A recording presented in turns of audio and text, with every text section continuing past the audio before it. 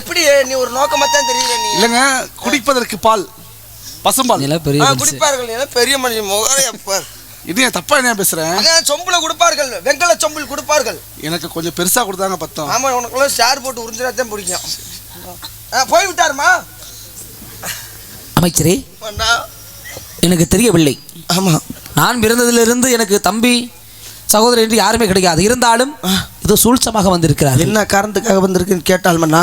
சரி, நான் கேட்டேன். என்ன? அப்போது சொன்னார் அவர். என்ன தெரிவித்தார்கள்? தாங்களுக்கு 7 குழந்தை பிறந்த விவரம் தெரிந்து வந்திருக்கிறார்கள் மன்னா. அமைச்சரே, மன்னா, குழந்தைகள் பிறந்த வரும் நம்ம 4 பேருக்கு மட்டுமே தெரிந்தது. ஆமா, எப்படி அவர்களுக்கு தெரிய வந்தது? யார் சொன்னது? மன்னா, என்னை மன்னித்துக் கொள்ளுங்கள் மன்னா. ஏன்? குழந்தை பிறந்த அன்னைக்கு பொன்பொருள் அள்ளி கொடுத்தீங்க அல்லவா? ஆமா. மது அருந்து விட்டு நான் நேரம் என் பொண்டாட்டியிடம் போய் உளறி விட்டேன்.